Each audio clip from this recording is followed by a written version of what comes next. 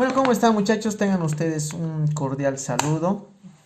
Bueno, en esta ocasión vamos a continuar lo que es con estos repasos de histología. Y bueno, continuando lo que es con nuestro anterior tema que era el tejido sanguíneo, hoy nuevamente vamos a ver lo que es el tejido sanguíneo parte número 2 o como yo le digo, la parte estructural del tejido sanguíneo. Para esto vamos a recordar lo que es un poco de sangre. Dijimos que la sangre era lo que es un tejido líquido, ¿ya? Derivado del tejido conjuntivo especializado, ¿no? Entonces el único tejido líquido del cuerpo. Y este tejido, bueno, líquido estaba conformado por dos formas, que era la forma celular o las y células y el plasma, que ya lo habíamos desarrollado, ¿no?, en el anterior video. Ahora, cuando hablamos lo que es nosotros de células, vamos a decir que como es un tejido, obviamente va a estar conformado por grupos celulares. ¿Y cuáles son estos grupos celulares? Acá lo podemos mencionar. Primeramente vamos a encontrar lo que es a los glóbulos rojos. También se denominan hematíes. También los podemos ver con el nombre de eritrocitos. Entonces, cualquiera de esos tres nombres está haciendo referencia a lo que es a los a la serie roja, ¿no? Después vamos a ver lo que es otra serie, que son lo que es los glóbulos blancos. Y cuando hablamos lo que es de glóbulos blancos, obviamente estamos hablando de la serie de la defensa, o también se denominan leucocitos, ¿no?, que lo vamos a desarrollar a detalle en el transcurso del video. Leucocitos. Y formas celulares, ya, o partes de células, yo le digo así, partes de células, por ejemplo, del megacariocito, que son las plaquetas. Listo, entonces estas serían las formas que vamos a encontrar en el tejido sanguíneo. Entonces desarrollaremos cada una de estas y comenzaremos lo que es con el eritrocito o hematíe o glóbulo rojo. Ya, comenzaremos con el eritrocito. Al hablar lo que es del eritrocito, vamos a decir que este eritrocito va a tener lo que es una forma bicóncava, ¿ya? Bicóncava, con un diámetro, aquí ponemos negro, ¿no?, un diámetro de 7.5 UM, y un grosor de 2.5 UM. ¿Ya? Entonces, cuando nosotros nos referimos al grosor, esta está vista de frente y esta está vista de lateral, más o menos así. Listo. Ya que tenemos lo que es las medidas, vamos a desarrollar o describir un poco lo que es a esta célula. Al hablar lo que es del eritrocito, bueno, nosotros debemos conocer que esta célula, bueno, también hay algunos autores que dicen que hay un debate que el eritrocito no es una célula porque no va a contener lo que es núcleo. Es decir, que el eritrocito no va a tener un núcleo y tampoco va a presentar lo que es los diferentes organelos. Entonces, por ese aspecto hay una forma de debate si el glóbulo rojo es una célula o no es una célula, ¿no? Pero al final de cuentas, en la mayoría de los libros se les conoce como célula, ¿no? Entonces nos quedaremos que el glóbulo rojo es una célula. Listo. Que no contiene ni núcleo ni contiene sus organelos diferentes. Entonces no va a tener lo que es una transcripción y una traducción, como ustedes ya conocen. ¿Qué más podemos hablar lo que es del eritrocito? Bueno, al no tener lo que es una función específica, por decir, de síntesis de proteína, de transcripción o traducción, entonces, ¿para qué nos va a servir lo que es el eritrocito? Si ustedes recuerdan un poco de funciones del eritrocito, es que el eritrocito va a contener lo que es una proteína tetramérica, ¿ya? Una proteína tetramérica que lo hemos llamado hemoglobina. Y esta hemoglobina estaba encargada de desplazar lo que es los gases, ¿no?, ya sea oxígeno o dióxido de carbono, que lo hemos visto lo que es en funciones celulares. Entonces, dentro del eritrocito vamos a tener lo que es la hemoglobina. Esta va a ser la hemoglobina. Pero, ¿qué más contiene lo que es el citoplasma de este eritrocito? El citoplasma de este eritrocito va a contener una enzima, ¿ya? Una enzima que se va a denominar, aquí vamos a poner enzima, ¿no? Una enzima que se va a denominar anhidrasa carbónica. Anhidrasa carbónica. ¿Y cuál es la función de esta enzima de la anhidrasa carbónica?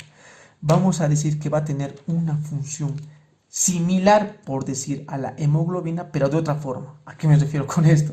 Que la función de la hemoglobina era transportar el oxígeno, ya bien, pero ¿cuál era la otra función?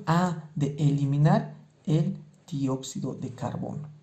Y la anhidrasa carbónica va a también tener esa función de eliminar, bueno, en parte, por decir, eliminar el dióxido de carbono, transformando de otra estructura. Ahorita lo vamos a ver cómo es. Ya. Ahora sí, describiremos lo que es un poco de la anhidrasa carbónica. Para esto nosotros vamos a dibujar lo que es un vaso sanguíneo, ¿ya?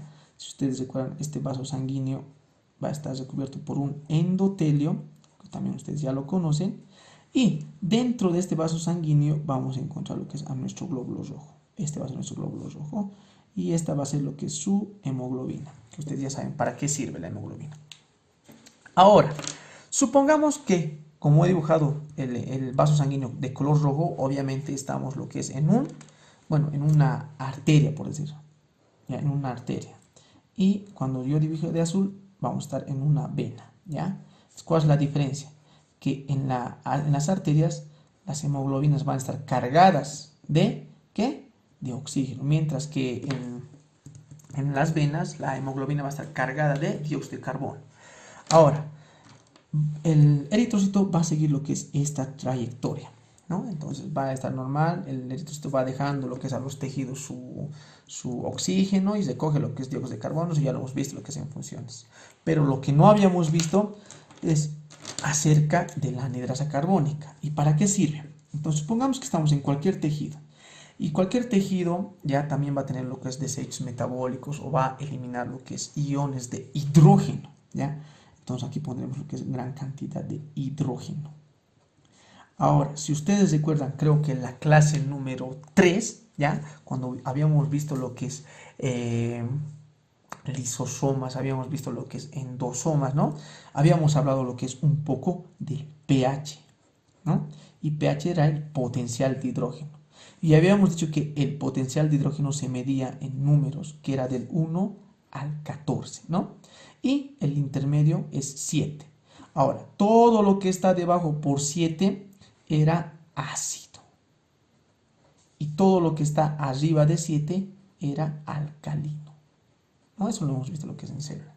Y también hemos dicho que el cuerpo está en un equilibrio de pH entre 7.35 a 7.45. Entonces, este es el pH en el cual nosotros o los seres humanos vivimos, ¿ya? Pero ¿qué pasaría aquí? Sabemos que si hay gran cantidad de hidrógeno aumenta lo que es la acidez. Entonces, imagínense esto, que estamos en un tejido y sigue aumentando la cantidad de hidrógeno, ya por los desechos. Y ustedes se asustan, ¿no? Entonces, si hay abundante cantidad de hidrógeno, ¿qué va a pasar acá? Obviamente, el pH que está en 7.35 a 45 va a empezar de bajada. Es decir, que vamos a entrar en una acidosis. Y esto puede ser muy mortal lo que es para el cuerpo. Pero el cuerpo va a reaccionar con diferentes amortiguadores, ¿ya? Y uno de los amortiguadores más importantes que tiene el cuerpo va a ser el HCO3, o también lo conocemos como bicarbonato. Y este bicarbonato, ¿qué va a hacer? Vamos a decir que va a captar iones de hidrógeno, ¿ya? Entonces va a captar iones de hidrógeno. ¿Para qué? Entonces haremos lo que es la reacción química acá.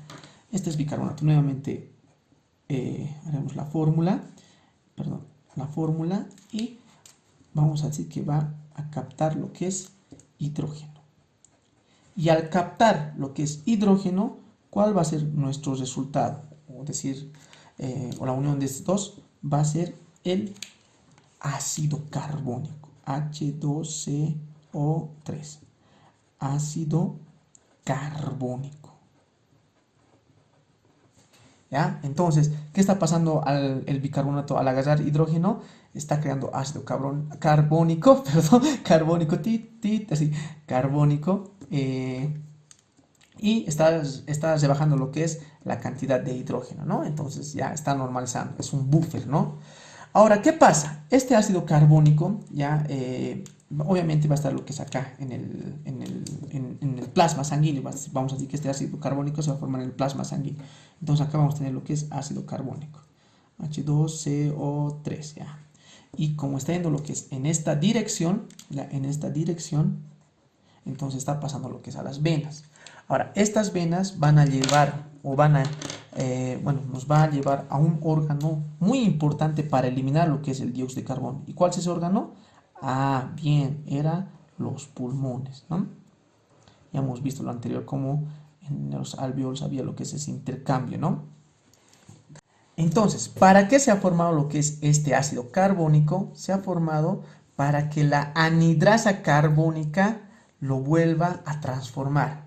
Entonces, acá tenemos ácido carbónico y gracias a lo que es a la enzima anhidrasa carbónica que está dentro del eritrocito, ya lo va a transformar nuevamente. Entonces, otra reacción química que hacemos y va a convertir al ácido carbónico en dióxido de carbono y agua.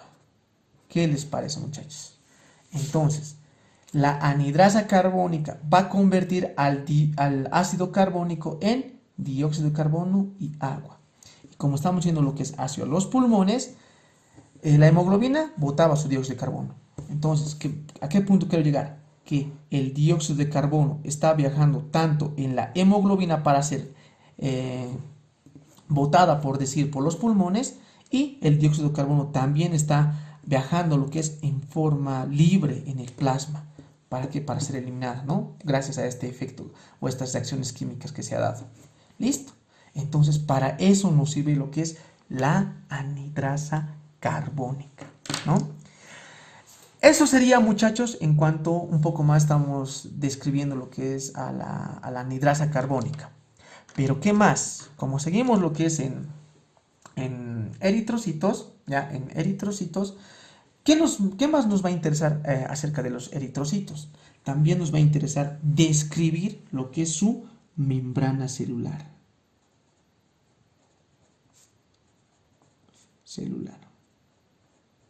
¿Y por qué? ¿Por qué, Juan, me dices que es importante describir su membrana celular si nosotros ya sabemos qué es la membrana celular y cómo está compuesta? ¿Ya? Entonces, de manera general, ya vamos a decir que la membrana celular del eritrocito se va a asemejar lo que es a las membranas celulares de todas las células, ya se va a asemejar, pero va a haber una distinta disposición de estructuras. ¿A qué me refiero con esto? Que sabíamos que los fosfolípidos eran lo que había en más cantidad, ¿no? Pero ahora va a haber una disposición distinta. ¿A qué me refiero con esto? Que va a haber un 50% de proteínas, ¿ya? Transmembranales, pondremos aquí. Transmembranales y algunas periféricas, ¿ya? Periféricas. Y también va a estar un 40% de lípidos. También va a tener lo que es para completar un 10% de carbohidratos.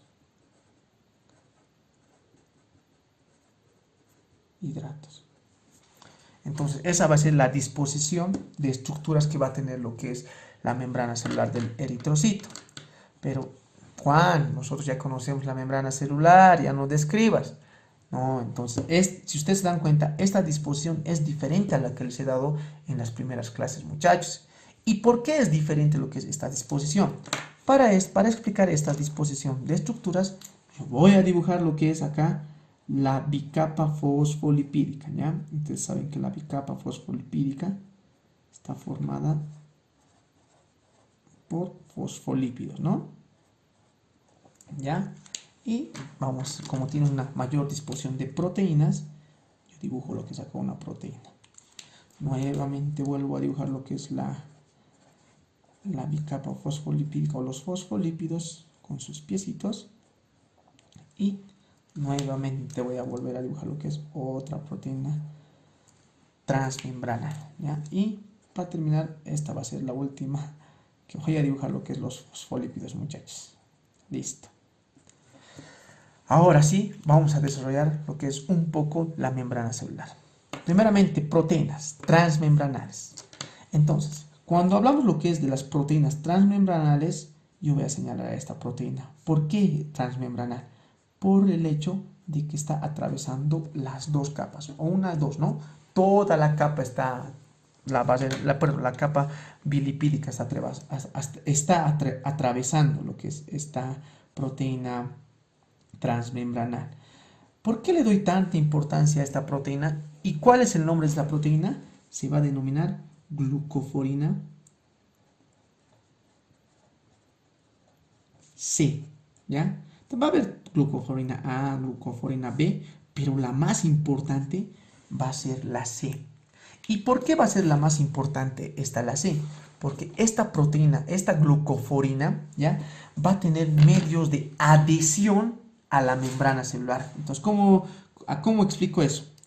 Que esta proteína, lo voy a hacer aquí, va a estar adherida o va a estar unida a lo que es a la bicapa fosfolipídica.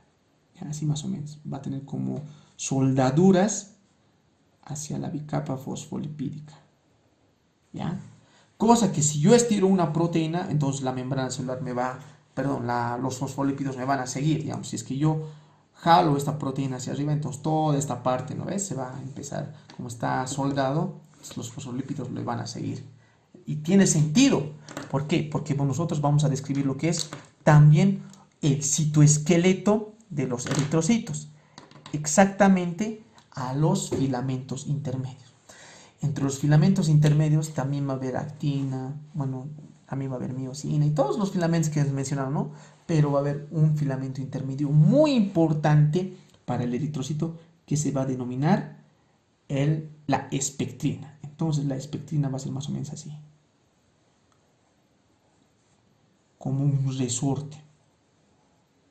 ¿Ya? Se denomina espectrina. ¿Se lee? Creo que sí. Espectrina. Filamento intermedio, citoesqueleto, espectrina, que es como un resorte. Resorte, eso que no se lo olvide, muchachos. Ahora ya hemos descrito lo que es las proteínas transmembranales y el citoesqueleto, que es la espectrina, que es como un resorte. Ahora, ¿por qué sigues describiendo lo que es la membrana celular? Sí, sé que hay cambios, Juan, pero ¿por qué nos importa esto? Ah, porque acá va a haber proteínas de unión, ¿ya? Y estas proteínas de unión van a ser la anquirina, ¿ya? Va a haber varias, ¿no? Pero la más importante es la anquirina. Y también va detrás o rodeando lo que es a la anquirina, vamos a tener lo que es a no sé si se nota esto, vamos a hacerlo con verde. Vamos a tener lo que es a las bandas A y bandas B, ¿ya? Bandas B, las proteínas que están rodeando también y están ayudando lo que es a la anquirina. Y entonces ustedes se dan cuenta, la anquirina y las bandas están uniendo la proteína transmembranal con la proteína, con el filamento intermedio de la espectrina. Listo. Eso es lo más importante, muchachos. Pero ¿para qué nos sirve aprender esto? ¿Por qué les digo? Porque el glóbulo rojo, que tiene una forma una forma bilipídica, tiene que atravesar desde las arterias más grandes hasta los capilares más diminutos. Entonces, ¿cómo les digo esto? Miren esto. Acá yo voy a dibujar lo que es un vaso sanguíneo, ¿ya? Y este vaso sanguíneo, digamos que ya se va a empezar a transformar en un capilar. Ahora miren la dirección de este glóbulo rojo. Obviamente está en el sentido, pero cuando llegue lo que es al capilar, miren, ¿va a poder atravesar? Si fuera una célula normal, no va a poder atravesar. porque no va a tener esta conformación de la espectrina. ¿A qué me refiero con esto? Que gracias a la espectrina, que va a actuar como un resorte, va a jalar, por decir, a las bandas o por ende a la glucoforina C. Entonces nuestro glóbulo rojo, que es así, se va a volver así, pequeñito. O puede deformarse también. Entonces, acá ya tenemos lo que es el capilar. Luego va a comenzar una vénula hasta una vena grande, ¿no? Entonces, este glóbulo rojo se va a deformar así. ¿Listo? Y cuando llegue lo que es a un vaso sanguíneo grande, va a obtener nuevamente lo que es su forma. Qué lindo, ¿no? Y esto es gracias a la conformación que tiene de la membrana celular y su citoesqueleto. Gracias a eso. Entonces, es muy importante saber, muchachos, esto. ¿Por qué? Porque los glóbulos rojos jóvenes son los más flexibles. Y los glóbulos rojos viejos ya no van a tener esa flexibilidad y van a morir. Glóbulos rojos jóvenes, glóbulos rojos viejos. Entonces, ¿me estás diciendo tú que hay jóvenes y viejos? Evidentemente. Cuando de la médula ósea del hueso nacen lo que es los eritrocitos, ¿ya? Aquí vamos a decir un eritrocito. Estos eritrocitos van a tener un tiempo de vida aproximadamente de 120 días. ¿Ya? Eso es en la literatura. Pero nosotros, como vivimos en Orurito, nuestros glóbulos rojos van a vivir hasta 150 días por la saturación de oxígeno, ¿no? Que les había explicado en alguna clase. Entonces, esto es para nosotros. Y esto es a nivel del mar, pero esto es de nosotros. Y una vez que vivan 120, bueno, que cumplan, ya estén por los 149, 150, van a tener que ser destruidos. ¿Y dónde se van a destruir estos glóbulos rojos viejos? Qué feo se escucha, ¿no? Viejos. Se van a destruir en un órgano que nosotros lo conocemos como vaso. ¿Listo? Entonces, con eso yo creo que habríamos concluido, ¿no? De describir a detalle lo que es la conformación estructural de un eritrocito, ¿ya?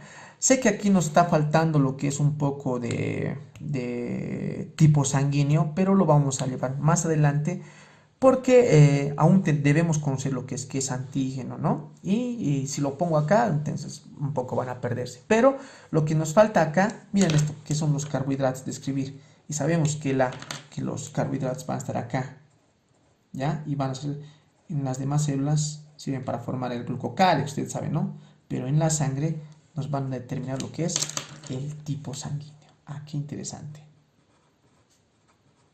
Que lo vamos a ver más adelante. ¿Ya? Pero no se desesperen. Listo.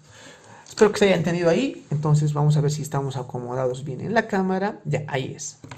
Ahora vamos a describir otra célula. Y esta célula va a ser lo que es, ya hemos descrito lo que es los eritrocitos. Check. Ahora nos tocaría describir los leucocitos o glóbulos blancos. ¿Y qué mejor que comenzar por los leucocitos, por la serie de los granulocitos? ¿Cómo? Entonces vamos a decir que tenemos lo que es los leucocitos o los glóbulos blancos. Y estos glóbulos blancos se van a dividir en dos, ¿no? Se van a dividir en los granulocitos y los agranulocitos. Listo. Entonces nosotros vamos a comenzar por los granulocitos. Como su nombre lo indica, granulocitos, que dentro de su citoplasma, estos leucocitos van a tener gránulos. ¿Y cuáles son esas células que van a tener gránulos? Ustedes me dirán, esas células que van a tener gránulos, primeramente va a ser el neutrófilo. El neutrófilo. Listo, describimos primeramente el neutrófilo. Cuando hablamos lo que es de neutrófilo, vamos a decir que este grupo celular pertenece lo que es a la serie blanca y es la que va a estar en mayor porcentaje, o sea, esta va a haber una abundante cantidad y va a ser lo que es la segunda línea de defensa. Ya, es decir, que estas células van a saltar, ¿ya? Rápido cuando haya una infección, por decirlo así. Porque la primera línea de defensa tienen que saber que es la piel. Listo. Entonces, ¿cómo es un neutrófilo? Ustedes me preguntarán, ¿cómo es un neutrófilo? ¿Ya? Les vamos a mostrar lo que es en laboratorio. Deberíamos ver en laboratorio, pero como no podemos ingresar, entonces vamos a enviar lo que es fotografías, ¿no? de estas células. Pero acá vamos a describir al neutrófilo dibujando que va a tener una forma esférica, ¿ya? Va a tener lo que es un núcleo, ¿ya? Pero la característica de este núcleo que va a ser polimorfo nuclear, o sea, va a tener diferentes formas su núcleo, ¿ya? Entonces este va a ser lo que es el núcleo de un neutrófilo. ¿Cuál es la característica? Que tiene un núcleo polimorfo. Listo. También hemos dicho que estamos en la clasificación de los granulocitos. Y si estamos en esa clasificación, obviamente va a tener varias gránulos, por decirlo. Varios gránulos. ¿Y qué son estos gránulos? No son nada más que lisosomas. Ya, no se van a olvidar eso. Ustedes ya saben qué son los lisosomas. Estos gránulos son lisosomas que van a tener enzimas. Ahora, como les dije, ya que los neutrófilos eran la segunda línea de defensa, ¿cómo van a actuar lo que es estos neutrófilos? Ya, antes de describir la forma de actuar, vamos a decir que, esto me estaba olvidando, que los lisosomas, como hemos dicho, van a tener lo que es enzimas, ¿ya? Entonces, estas enzimas, mencionaremos algunas, ¿no? Para que ustedes se den cuenta. Por ejemplo, tenemos lo que es la hidrolasa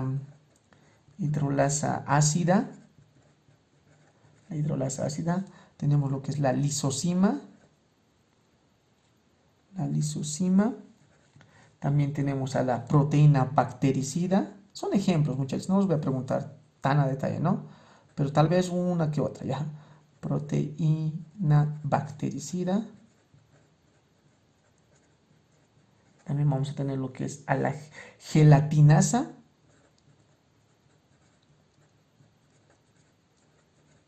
También podemos tener lo que es a la colagenasa, ¿no? Entonces son ejemplos de enzimas que pueden contener lo que es estos gránulos, que son lisosomas, ¿no? Que están en el neutrófilo. Ahora sí, con todo esto, comenzamos cómo es el modo de acción de los neutrófilos, que son la segunda línea de defensa.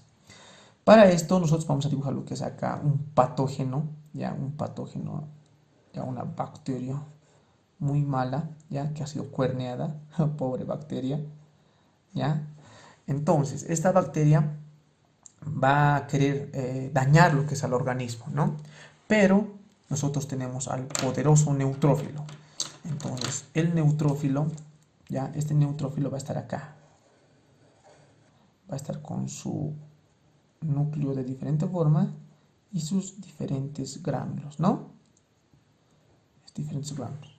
Entonces, este neutrófilo va a luchar, por decirlo así, a luchar con este patógeno.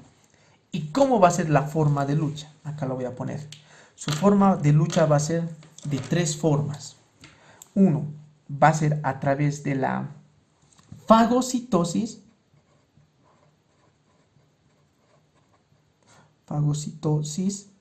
Después va a tener lo que es otra forma de lucha de liberación de enzimas. Y la que más me gusta, la forma de lucha de la netosis. Esa es la más pro, la más cabrón, por decirlo. Perdón, ya.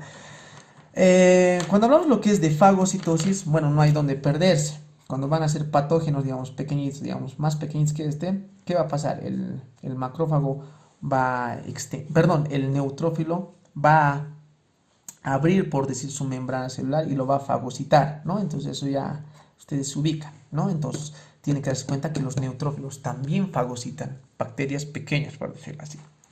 Esto de la liberación de enzimas, que es su otra forma de luchar, es que gracias al calcio, ya les he dicho, ¿no? Que calcio está en todo, calcio, calcio, el calcio va a ingresar lo que es a la célula y los gránulos, o sea, los lisosomas que el neutrófilo tiene, van a empezar a acercarse lo que es a la membrana y estos lisosomas van a liberar su contenido. ¿Y cuál era su contenido? A estas enzimas. Puede ser una proteína bactericida, ¿no? Entonces, se dan cuenta cómo las enzimas están atacando lo que es a distancia a esta bacteria. Entonces, si es que no muere con fagocitosis o no puede tragarlo, lo va a destruir por medio de su liberación de sus enzimas. Qué bonito.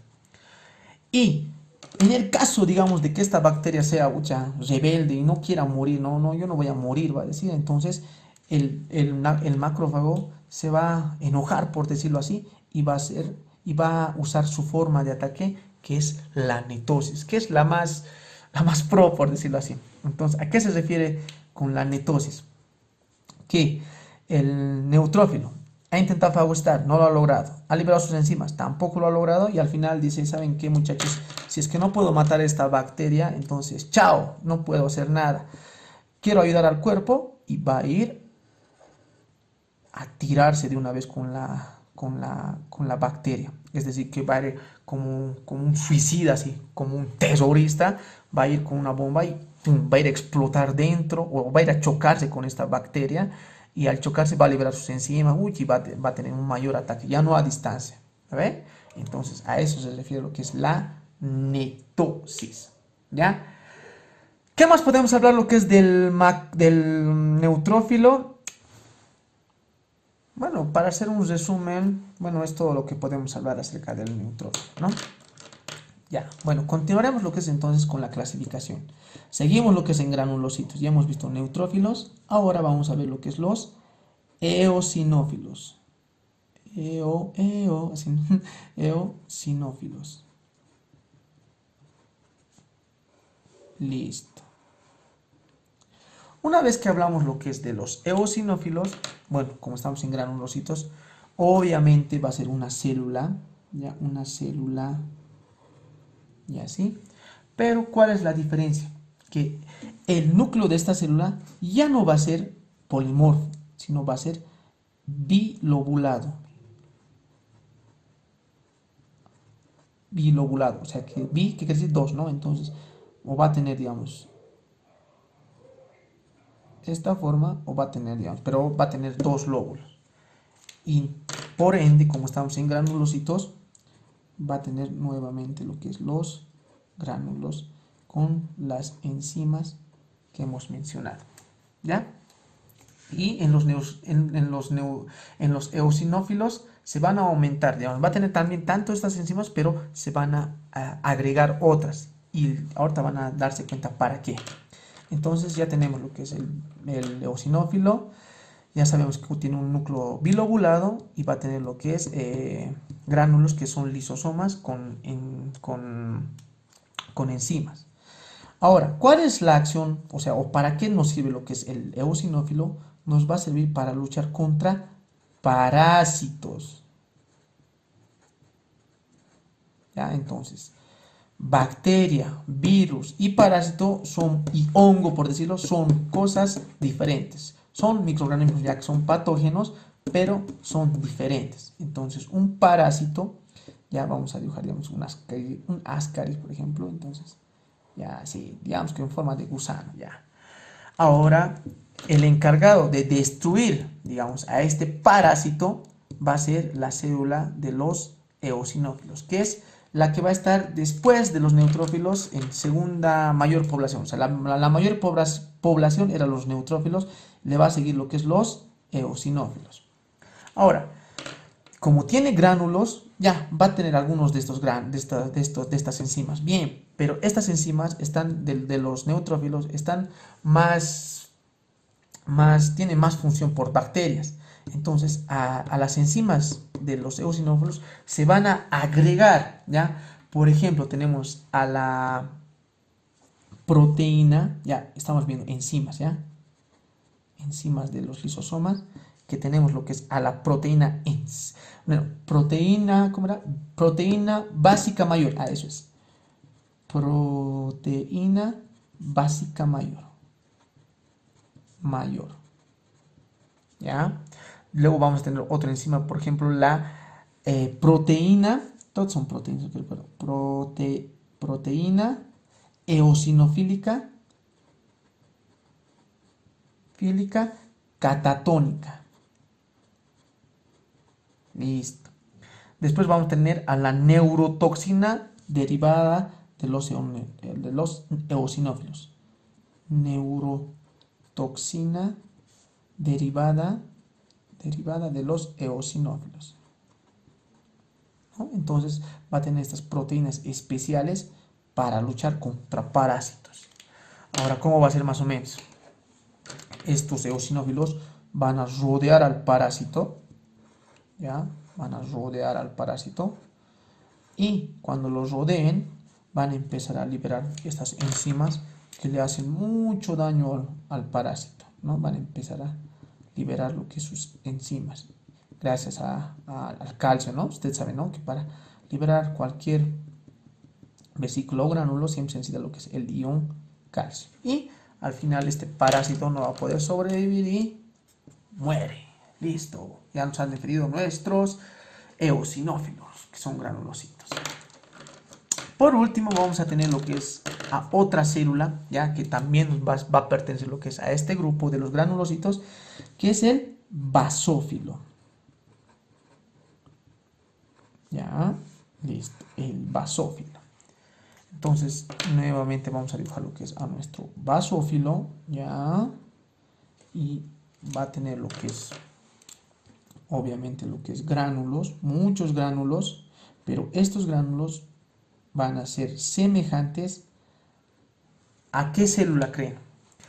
¿Cuál es la célula que tiene la misma funcionalidad del eosinófilo? Eso me van a responder en los comentarios. El primero que me responda, ya sabe, puntos, ¿no? ¿Cuál es la célula que tiene la misma funcionalidad del eosinófilo? Esa es la pregunta. Ya, entonces, al tener lo que es estos gránulos, ya, vamos a decir que los basófilos van a tener un núcleo en forma de S. Ya, entonces, un núcleo, entonces aquí vamos a poner, su núcleo va a tener forma de S. No se van a olvidar eso. Los eosinófilos, su núcleo tiene forma de S. Y los eosinófilos, ya, nos van a servir para atacar parásitos, ya, parásitos. Pero la principal función, ya, que va a tener lo que es este basófilo, va a ser la de, que va a ayudar lo que es a la inflamación. No se van a olvidar eso, muchachos. Esta es la principal función. Y hay una célula que también comparte la misma funcionalidad. ¿Cuál es? Así, ¿no? Entonces, la inflamación. Ahora, ¿qué más podemos detallar lo que es del eosinófilo? Ya que va a tener lo que es una gránulos, que tiene forma de S, que va a participar lo que es en la inflamación. Bueno, a ver, no. Eso sería, digamos, de manera resumida todo lo desarrollado acerca de los basófilos. Obviamente lo que va a tener gránulos, ¿no? Que son lisosomas, ya que van a contener alguna enzima. Listo. Ahora pasaremos lo que es al otro grupo. El otro grupo serían los leucocitos, los glóbulos rojos agranulocitos, ¿no? O sea, los que no van a, perdón, los glóbulos blancos agranulocitos, o sea, que no contienen que no tienen gránulos. Entonces, para los agranulocitos yo voy a escoger el color verde y vamos a comenzar con el primer agranulocito, que es los linfocitos. Ya. Ahora, cuando hablamos lo que es de linfocitos, nosotros sabemos que hay dos tipos de linfocitos, los linfocitos T y los linfocitos B. Entonces, nosotros dibujamos lo que es acá un linfocito, acá dibujamos un linfocito y vamos a dibujar lo que es su núcleo, ¿ya? Entonces, los linfocitos van a tener un núcleo gigante, ¿ya? Eso no se van a olvidar, que va a tener un núcleo gigante. Y saben, ¿no? Las células que tienen núcleo gigante, ¿por qué tienen? Ah, ustedes ya saben. Listo, entonces van a tener núcleo gigante. La literatura nos dice que en el microscopio, ya cuando nosotros vamos a ver lo que es linfocitos, no se puede diferenciar tanto un linfocito B como de un linfocito B. ¿Ya? Entonces, cuando vean ustedes una placa, no van a decir, este es un linfocito B o este es un linfocito T. Así no se puede diferenciar porque son muy similares. Bueno, pero entonces debe haber diferencias. Obviamente tienen diferencia que es en cuanto a lo que es a su funcionalidad. Por ejemplo, si acá nosotros vamos a tener un patógeno, nuevamente una bacteria cornuda, ¿no? Que ha sido engañada por su crush. Cuando hablamos lo que es de linfocitos T, vamos a decir que este linfocito T puede atacar, digamos, atacar directamente a la bacteria, ¿ya? Eso lo vamos a ver lo que es inmunidad, pero su función más importante de los linfocitos T va a ser comandar el ataque, ponemos ataque de los linfocitos B, de los linfocitos B, ¿ya? Entonces, los linfocitos T pueden atacar directamente, porque hay una subpoblación que ataca, ya pueden atacar directamente a la bacteria y dice, ay, te voy a matar, así, chao, así. Pero su función más importante es comandar a los linfocitos B, ¿ya? Entonces, cuando hablamos de defensa, vamos a decir que los linfocitos B nos proveen la defensa celular. ¿Se nota? Ah, ya. A ver. Ahí. Nos proveen la defensa celular. Listo, ¿no? Entonces, ese es el tipo de defensa que hacen los linfocitos T. Mientras que los linfocitos B, ya, no van a hacer una defensa o no van a atacar directamente al patógeno, sino que los linfocitos B van a crear muchas proteínas, así, más o menos proteínas en forma de Y, ya, estas proteínas que son en forma de Y, entonces digamos que ya le están atacando al patógeno. Y estas proteínas se las denomina anticuerpos. Anticuerpos. Entonces, ¿qué tipo de defensa nos van a dar lo que es los linfocitos B? Nos dan la defensa humoral. ¿Listo? Eso sería en cuanto a linfocitos T y linfocitos B, ¿ya? Eso es la diferencia. Una nos da la defensa celular y la otra nos da la defensa humoral, que es gracias a anticuerpos o proteínas, ¿no? Este está atacando a distancia y este puede atacar a distancia o puede comandar lo que es el ataque, ¿no? A los linfocitos B. Bueno, hasta ahí habrá... Ah, nos faltaría lo que es una célula más. A ver, vamos a ver si no nos estamos pasando. Ahí. Ah, está bien ahí. Entonces nos faltaría lo que es una célula que ya lo hemos visto en anteriores temas, pero no está de más volver a mencionar, que son los monocitos. Monocitos. Ya. Entonces, cuando hablamos nosotros de monocitos, hemos dicho que son células, bueno, que van a nacer obviamente lo que es en la médula, pero estos monocitos no van a contener lo que es, o no van a tener una funcionalidad así, o sea, específica, por decirlo así. Porque los monocitos tienen que juntarse, les hemos dicho, ¿no? Tienen que transformarse entre varios monocitos para transformarse en un macrófago, ¿no? En el poderoso macrófago. Listo, varios monocitos tienen que formar un macrófago. Pero ¿qué es lo que nos interesa un poco de describir de este monocito? Que que su núcleo, ¿ya? Ustedes van a ver en las placas que su núcleo tiene una forma de riñón. Eso tienen que darse cuenta.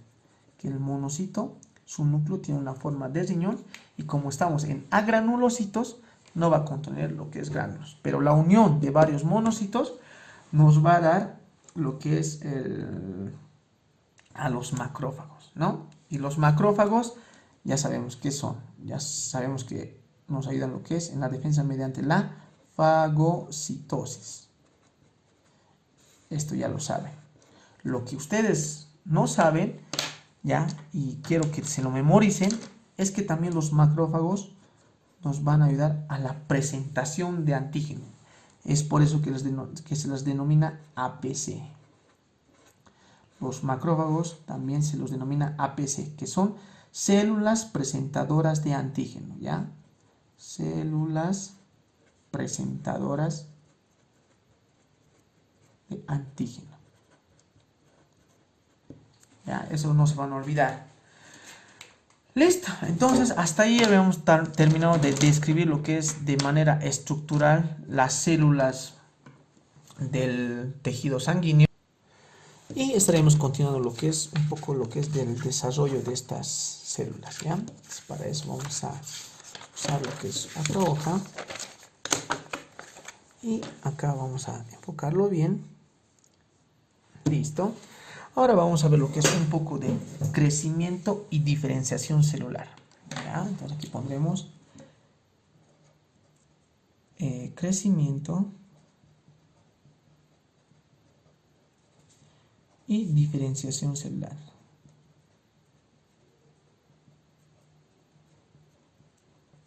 Celular. Listo.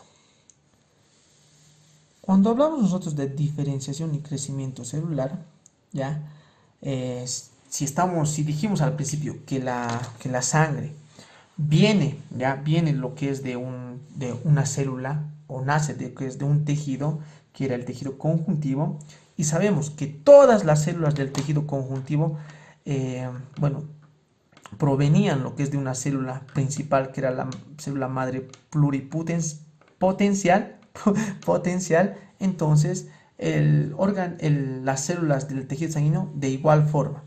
Entonces, para eso, nosotros ya vamos a decir que el crecimiento celular, por decirlo así, van a ser de la célula madre hematopoyética pluripotencial, ¿ya?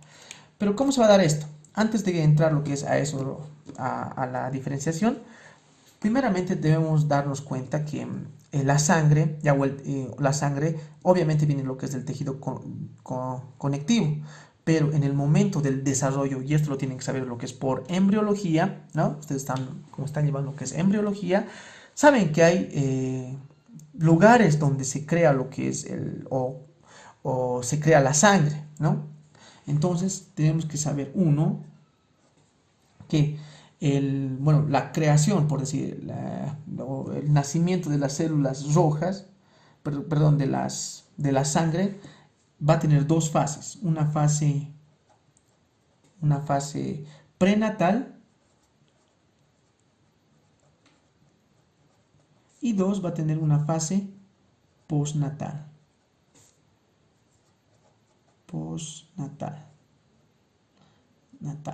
Listo. Entonces, cuando hablamos nosotros de fase prenatal, obviamente estamos hablando de lo que es antes del nacimiento. Y cuando se esté desarrollando lo que es la bendición, como dicen, ¿no?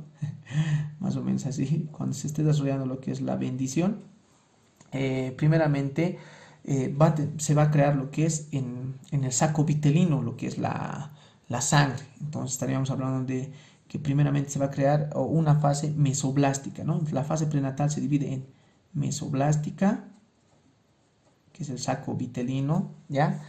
Hepática, ya conocen que es hepática. También vamos a tener la fase esplénica, son lugares, ¿no?, donde se crea la sangre. Y la última va a ser mieloide. Listo. Y la fase postnatal va a ser netamente mieloide. O también cuando hablamos mieloide estamos hablando médula ósea. Médula ósea.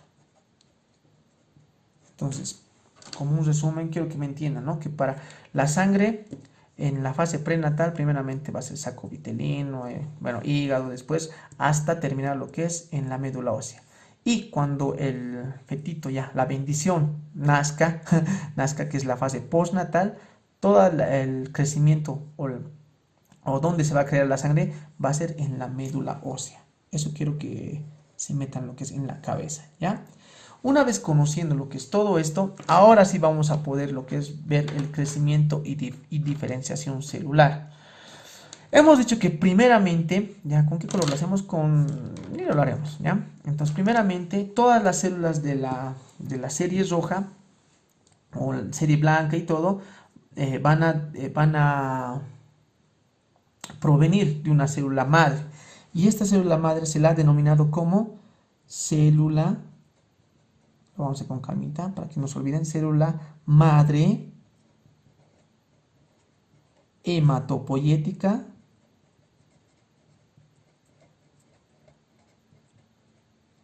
pluripotencial. Eso. Pluripotencial. Entonces, toda la sangre va a provenir de esta célula. ¿Y cómo se la abrevia? Se la abrevia así. ¿Ya? Bueno, esto es H, MHSC. Célula madre hematopoyética pluripotencial. Eso significa lo que es MHSC. Listo. Entonces, esta es la madre de la cual van a derivar lo que es todas las células sanguíneas. Después, esta célula madre pluripotencial se va a dividir en dos, ¿ya? Entonces aquí vamos a dividir 1 y acá vamos a dividir 2, ¿ya? Entonces la primera división va a ser, lo que es acá vamos a hacerlo con café, las colonias formadoras de unidades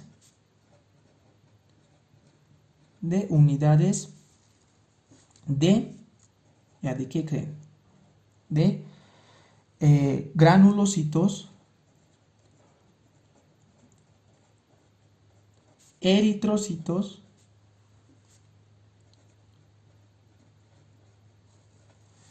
monocitos y megacariocitos. Listo. Todo esto va a ser una división, lo que es de la célula madre hematopoyética pluripotencial. ¿Y cómo se abrevia esto? Entonces, para que no se confundan, vamos a hacerlo de la manera más corta, se abrevia así. Unidad formadora de colonias de granulocitos G, eritrocitos E, monocitos y megacariocitos, ¿no? Esa es su abreviación. Listo. Y la otra parte, este lado, vamos a decir que va a ser la unidad formadora de colonias de linfocitos. ¿Y cómo se abrevia esto? Obviamente, aquí tenemos unidad formadora de colonias de linfocitos. Así se va a abreviar esto, ¿ya? Ahora, esto solamente es, bueno, la diferenciación celular, ¿ya? Vamos a, como esta nos va a crear lo que es granulocitos, eritrocitos, monocitos y megacariocitos, comenzaremos lo que es por los granulocitos de manera rápida, ¿no? Para que no se aburran, muchachos.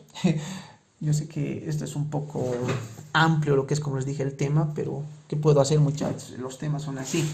Entonces va a haber una maduración. Entonces cuando tenemos lo que es la célula madre pluripotencial hematopoyética, se viene a diferenciar lo que es una colonia formadora de granulocitos, por ejemplo, vamos a comenzar por los granulocitos, entonces ponemos aquí maduración, granulocitos, ¿no? Granulocitos. ¿Y cuáles son los granulocitos? Ah, obviamente neutrófilos, eosinófilos y basófilos, ¿no? Basófilos, listo. Entonces esto va a ser la misma, solamente va a cambiar el nombre. Primeramente, cuando ya tenemos lo que es la unidad formadora de colonias de unidades de granulocitos, monocitos, y nosotros queremos formar lo que es un neutrófilo, por ejemplo, primeramente va a ser un mieloblasto, ¿ya? Mieloblasto. Y el mieloblasto va a evolucionar lo que es a un promielocito,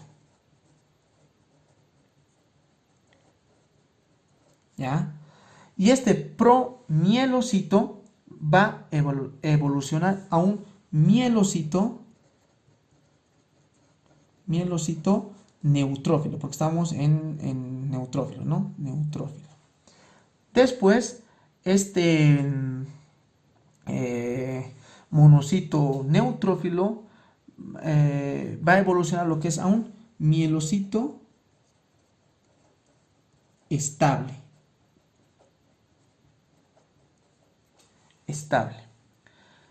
Y finalmente vamos a tener lo que es un neutrófilo. ¿Listo? Esa va a ser la forma o la secuencia en lo que un mieloblasto va a desarrollar o va a transformarse en un neutrófilo. Si tenemos un eosinófilo, va a ser lo mismo, mira, va a comenzar en un mieloblasto, en un promielocito, aquí mielocito, en vez de decir poner neutrófilo, solo mielocito, eosinófilo vamos a poner, luego nuevamente mielocito estable, y aquí, ¿en qué se va a convertir? En eosinófilo. Ahora, si tenemos basófilo, nuevamente igual, mieloblasto, todos comienzan mieloblasto, después promielocito, luego mielocito, ¿qué? Basófilo, y mielocito estable, y aquí, basófilo, ¿no? Entonces, no hay donde perderse lo que es con los granulocitos. Ahora vamos a ver lo que es los eritrocitos, ¿ya? De los eritrocitos, bueno, ¿para qué les voy a mentir, muchachos? Esto sí es un poco, entra lo que es en algunos exámenes, eritrocitos, entonces tienen que aprender lo que es la secuencia, yo la sé, eritrocitos, ¿no? Entonces, ¿cómo es la secuencia y maduración de los eritrocitos? Proeritroblasto, después va a evolucionar a un eritroblasto basofílico,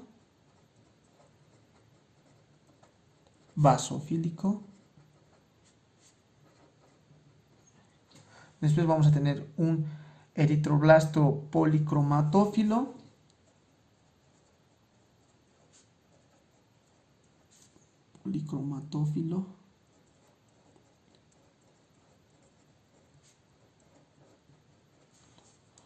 luego vamos a tener lo que es a un eritroblasto ortocromatófilo,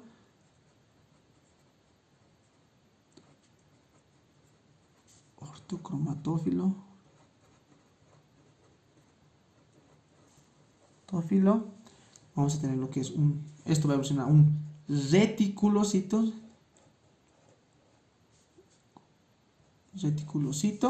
y finalmente vamos a tener al eritrocito. ¿Y por qué es importante, digamos, conocer o, bueno, memorizar? Bueno, aunque no es tan importante, pero debemos saber y conocer, ¿no? Que cuando de la célula madre, obviamente va a tener lo que es un núcleo, va a tener organelas. Entonces, acá cuando es proeritroblasto, ya, esta célula que se va a convertir en eritrocito va a tener núcleo y organelas. Y en el transcurso de maduración que hemos mencionado, el eritroblasto, este proeritroblasto va a ir deshaciéndose de lo que es de sus organelas y su núcleo, ¿ya? ¿Y por qué acá les he señalado lo que es el reticulocito? ¿Por qué? Porque, digamos, si nosotros hacemos alguna vez una práctica, ojalá entremos y encontremos tal vez un glóbulo rojo que son así, que no tienen núcleo, encontremos tal vez un glóbulo rojo que sí va a contener núcleo. Ustedes van a decir, Juan, aquí hay un glóbulo rojo con núcleo. Y yo voy a ver, entonces este ya no es un un eritrocito, sino que es un reticulocito, porque el reticulocito es una serie, bueno, va a ser un eritrocito que tiene núcleo. Entonces, esta es una célula, una serie roja joven, ya es muy joven, no ha madurado. Entonces, tiene que eliminar lo que es su núcleo para poder convertirse lo que es en eritrocito. Pero en todo sentido, si les preguntan bueno, en la maduración de los eritrocitos, ¿en cuál de las fases aún conserva el núcleo en la circulación? En reticulocito. Listo. Después vamos a tener lo que es a los monocitos. ¿No? Nuevamente lo que es los monocitos. Estos eritrocitos, acá vamos a tener monocitos. Y de los monocitos es fácil, muchachos, porque solamente va a ser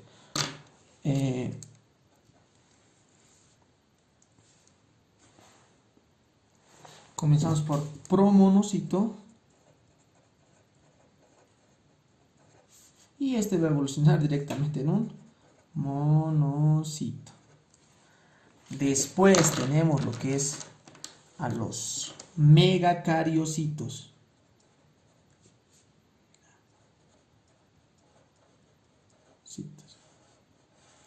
Listo. Y estos megacariocitos, primeramente va a ser un megacardioblasto.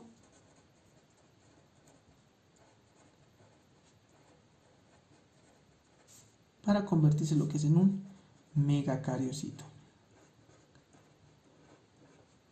Ya que estamos un poco hablando de lo que es de megacariocito o megacardioblasto, les había dicho, ¿no? Habíamos hablado de lo que es un poco de plaquetas. Acá no hay plaquetas, si se han dado cuenta en estas unidades. ¿Y por qué no hay plaquetas? Porque las plaquetas van a ser segmentos del megacariocito. Es decir que si tenemos un megacariocito maduro, ¿ya? Este va a ser el megacariocito maduro. Entonces, una vez que alcance, digamos, la vejez o el megacariocito ya esté listo para subdividirse, por decir así, entonces se va a segmentar, es decir que se va a dividir en varias partes el megacariocito. Por eso se llama megacariocito, porque es grande, ¿ya? Entonces, una de estas pequeñas cositas, por decirlo así, va a ser una plaqueta. Y ustedes ya saben cuál es la función de la plaqueta. Listo. ¿Qué más tenemos?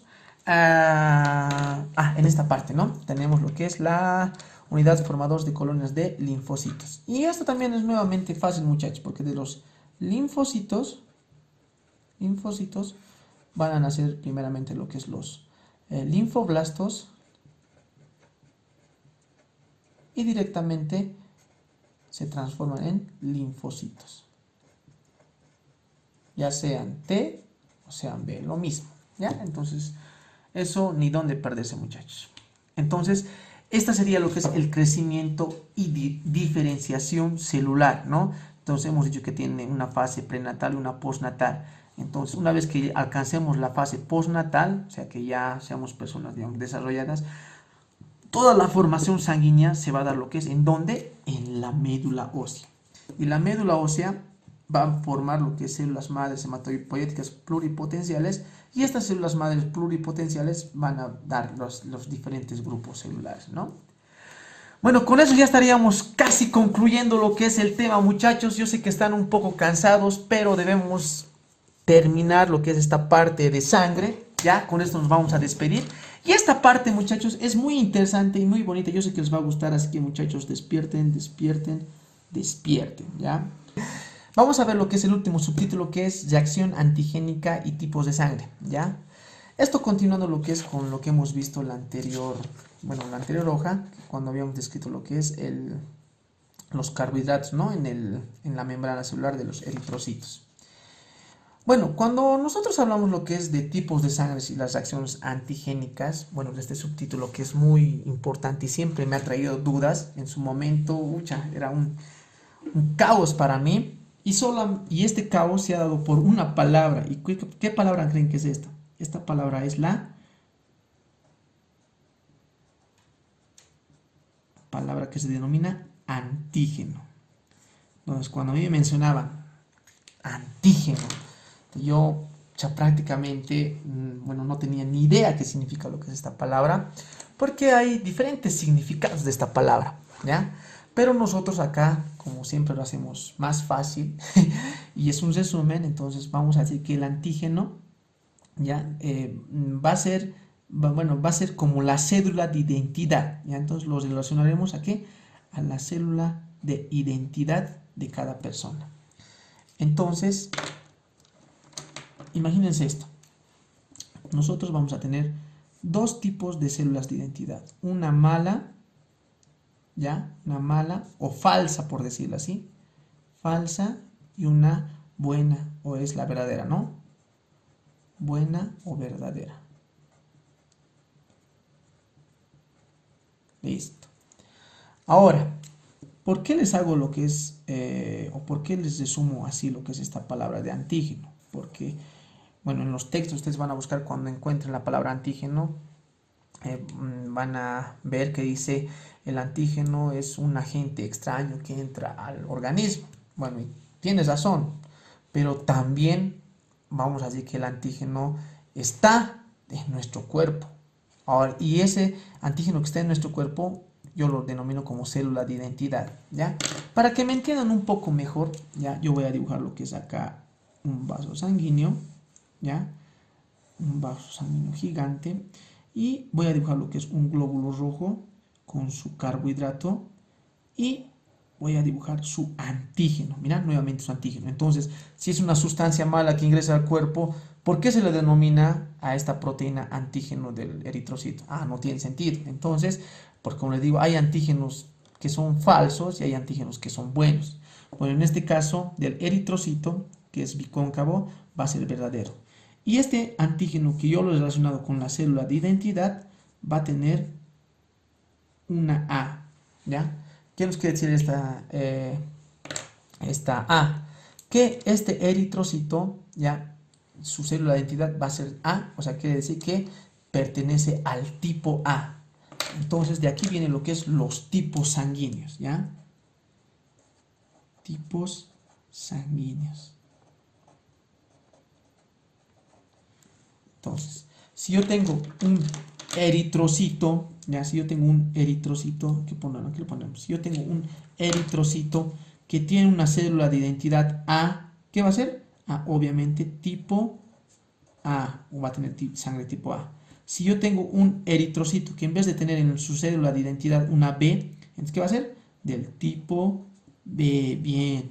Si yo tengo un eritrocito que va a tener, o sea, que no va a tener célula de identidad, solamente va a ser un 0 o una O, obviamente va a ser del tipo O. También podemos ver que hay eritrocitos que van a tener AB, ¿ya? AB. Entonces, ¿qué tipo va a ser este? Va a ser del tipo AB. ¿Ven? Entonces, esos son los tipos sanguíneos que existen en el organismo, bueno, en los seres humanos, por decirlo. Tipo A, tipo B, tipo O y tipo AB. Ahora, ¿por qué yo les explico de esta forma con célula de identidad? Porque en la sangre, ya, aparte de tener los eritrocitos, ¿qué más tenemos? Tenemos lo que es los linfocitos, ¿ya? Entonces aquí vamos a dibujar lo que es un linfocito, ¿ya? Este linfocito va a ser un linfocito B. Y el linfocito B, ¿cómo ataca? Hemos dicho a través de anticuerpos, ¿no? Eso, anticuerpos. Entonces este va a ser nuestro linfocito. Entonces va a estar vigilando lo que es a este eritrocito. Entonces el eritrocito va a pasar, digamos, al lado del linfocito B, y el linfocito B le va a observar y le va a decir, ¿sabes qué, eritrocito? Hola, ¿cómo estás? ¿Será que me puedes prestar tu carnet? Le dice, y el eritrocito le va a decir, sí, acá está, le va a presentar su carnet y va a ver el linfocito un tipo A. Ah, ya, está bien. Entonces, como este personaje, bueno, el organismo de esta persona es tipo A, entonces el linfocito le va a decir, ya, pasa nomás, y el linfocito, el eritrocito va a pasar con normalidad. Ahora, ¿qué quiere decir esto? Que el linfocito, si ve eritrocitos con célula de identidad que no sean A, los va a destruir, por decirlo así. Entonces, ¿cómo los va a destruir? por medio de sus proteínas, que se llaman anticuerpos. Anticuerpos. ¿Ya? Y acá vamos a decir algo, que en los tipos sanguíneos es una célula de identidad válida, y esta no existe, por decirlo, o sea, esta no existe, no existe. Entonces, este linfocito va a crear, como no existe el O, solamente va a crear anticuerpos tipo B. Eso quiero que me entiendan, solamente va a crear anticuerpos tipo B, porque no existe una célula de identidad tipo O, solo es, o sea, por mostrar, es como decir que no tiene papeles, ¿ya? Entonces, ¿qué quiere decir esto? Que si nosotros, ¿ya? Imagínense que estamos en el área rural, por decirlo así, ¿qué va a pasar? Que una persona tiene un accidente tremendo, ¿no? Un accidente de tránsito, por decirlo así, y en la cual, en este accidente de tránsito, el personaje, bueno, la persona pierde una gran cantidad de sangre. Y al perder una gran cantidad de sangre, esta persona puede entrar lo que es en un shock, ¿no? Se puede choquear, como dicen, ¿no? Puede tener lo que es un shock hemorrágico, tal vez hasta, bueno, shock hemorrágico o hipovolémico, ¿no? Ya, entonces, ¿qué puede pasar en esto? Que nosotros, ¿no? Por la desesperación, ¿no? Como es fuera de la ciudad, digamos que es un área rural, obviamente este paciente tiene que ir al lugar más cercano, ¿no? Al centro de salud más cercano por suerte es cerca, digamos, hay una provincia. Entonces, en esa provincia estamos, digamos, nosotros, y como sabemos que ha perdido una gran cantidad de sangre, nosotros tenemos que reponer lo que es esta sangre. ¿Se dan cuenta? Tenemos que reponer esta sangre, digamos. Entonces, nosotros vamos lo que es por decir, al lugar donde hay insumos y vemos esto, ¿ya? B. Y nosotros, por apresurados, podemos poner lo que es este tipo de sangre tipo B. Entonces, acá vamos a poner sangre tipo B, con su cédula de identidad, tipo B. ¿Ya? Ahora el linfocito va a venir y le va a preguntar, hola eritrocito, ¿cómo estás? ¿Será que me puedes mostrar tu cédula de identidad? Y el eritrocito le va a decir, sí, aquí está, lo va a mostrar, y automáticamente el eritrocito va a ver que es un tipo B, y como tiene anticuerpos B, entonces le va a empezar a adherir sus proteínas, sus anticuerpos, ¿ya? ¿Y por qué lo empieza a adherir lo que es sus anticuerpos?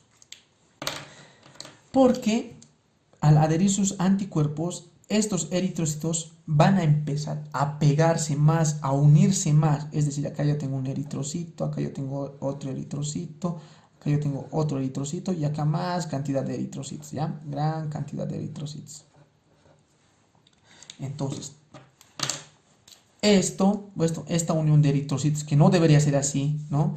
Entonces es gracias a las proteínas, a los anticuerpos tipo B. Entonces los está uniendo, por decirlo así. ¿Y por qué creen que los está uniendo? ¿Ya?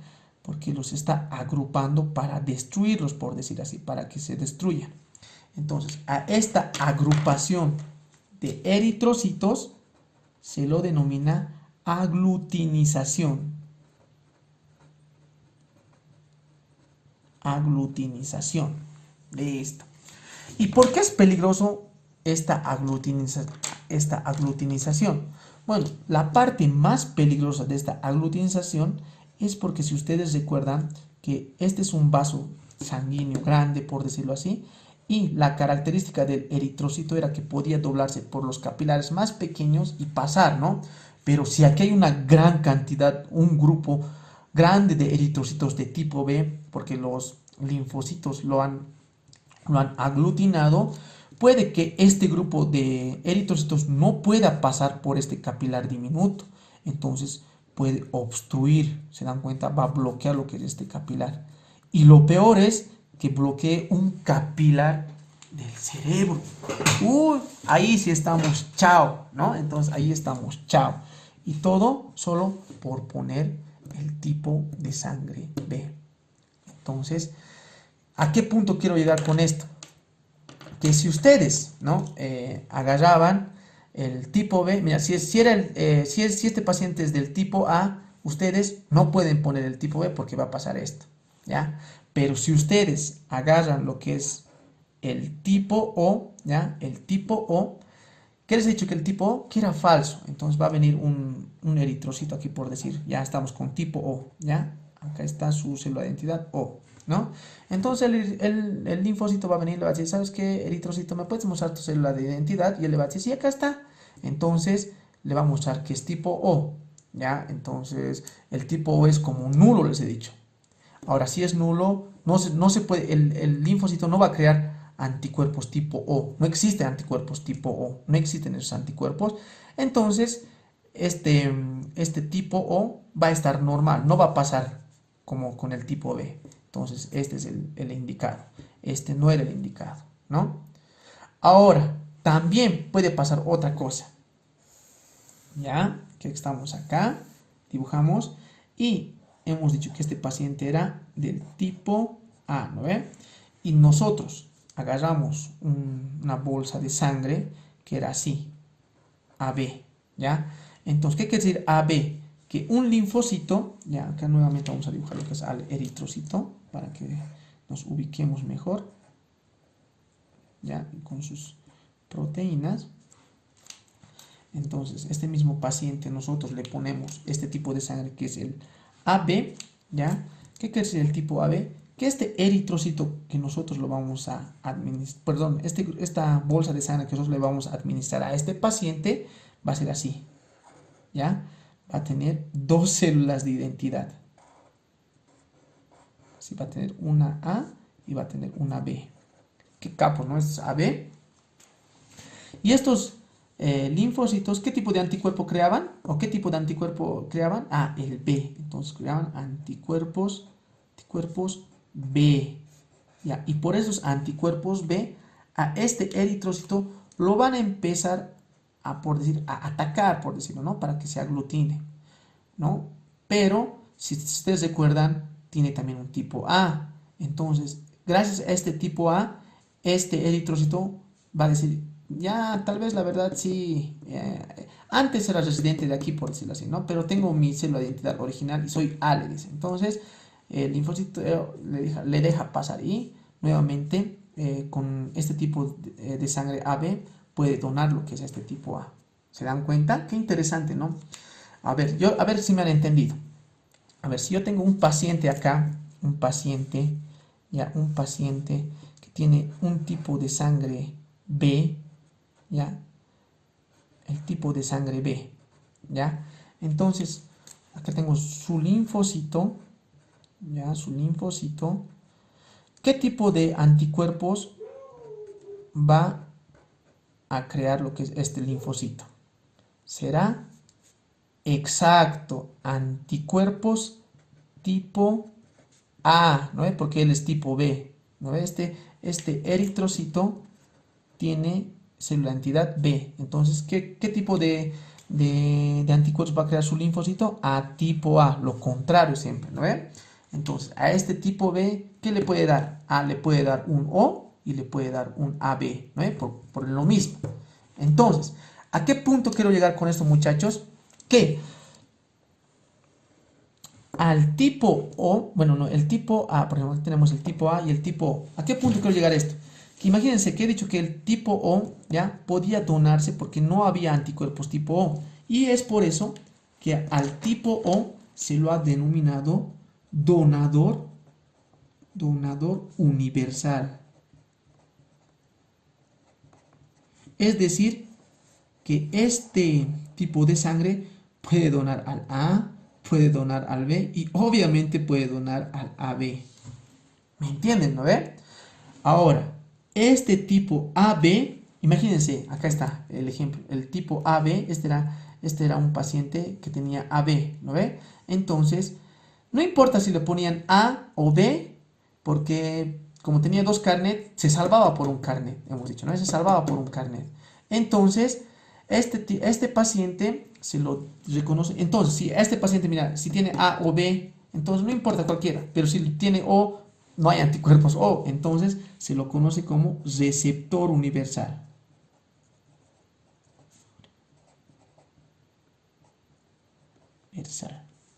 ¿A qué punto quiero llegar?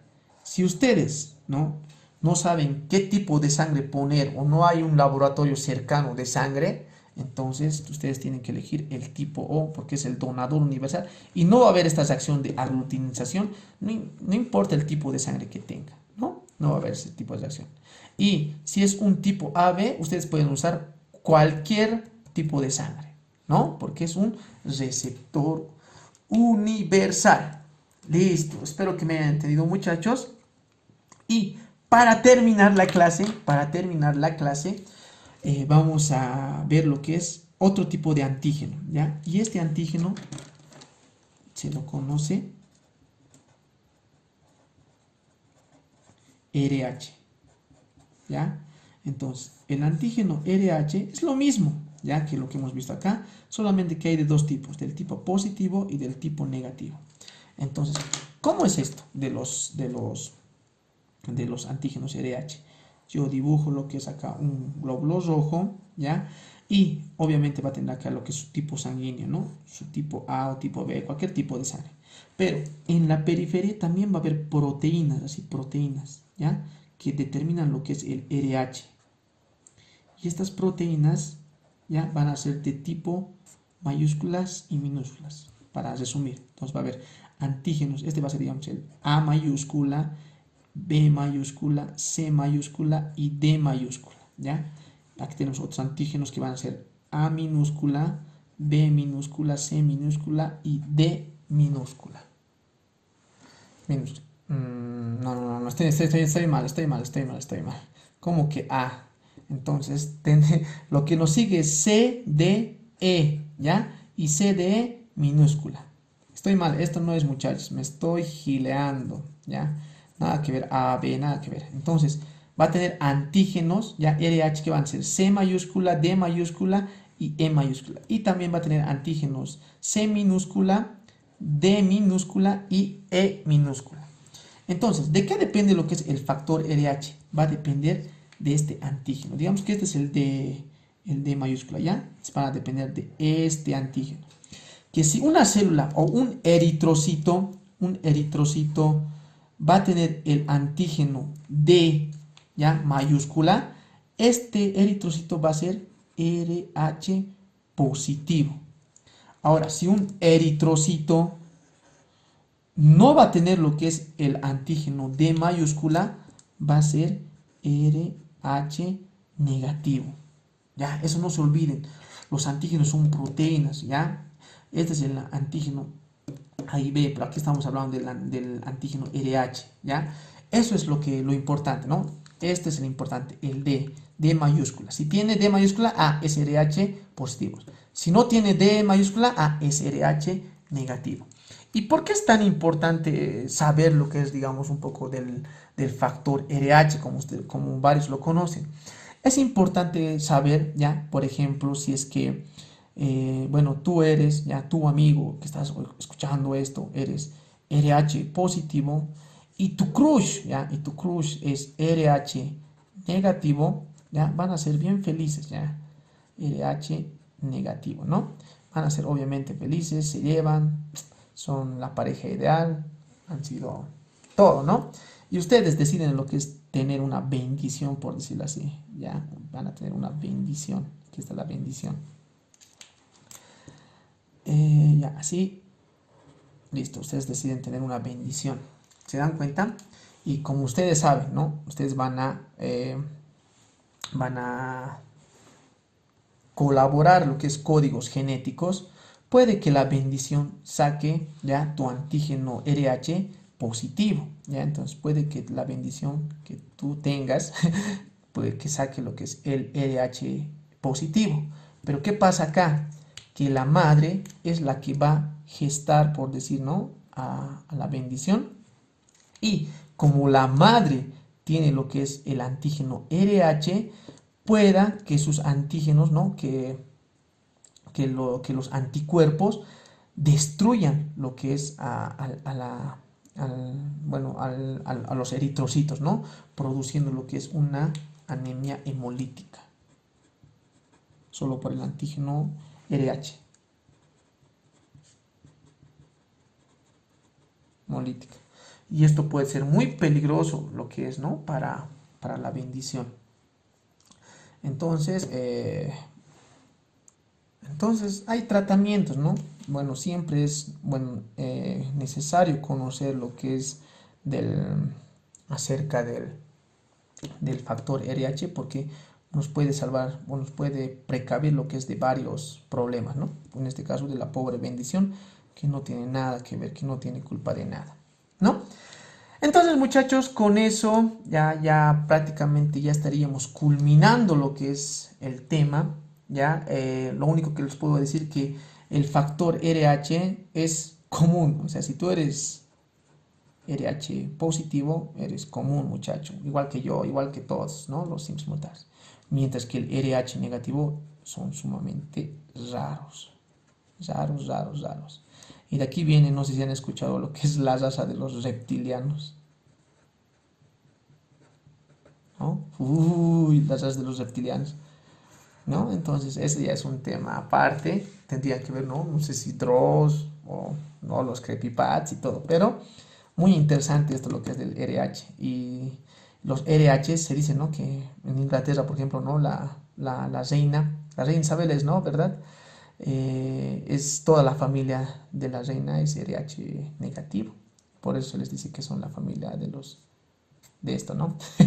Entonces, bueno, eso es lo que podemos ver, ¿no? Lo más raro, aparte de todo, ¿no? Lo que hemos visto, lo que es del tejido sanguíneo. Espero les haya servido, muchachos. Con esto ya prácticamente ya hemos concluido al fin, muchachos, lo que es este tema de tejido sanguíneo, que legalmente me ha costado lo que es sacar, por decirlo así. Y entonces estaríamos entrando lo que es en la despedida de esta parte. Ya, muchachos, sin más que decir, nuevamente yo, el Oxy Juan, me despido. Que tengan un lindo día o el resto de jornada o a la hora que estén viendo el video. Nos vemos. Chao.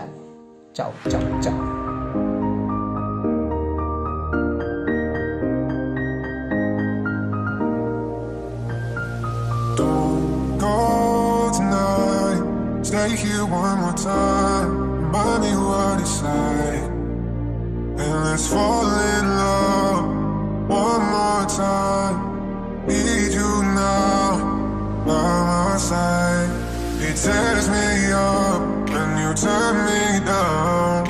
I'm begging, please, just stay.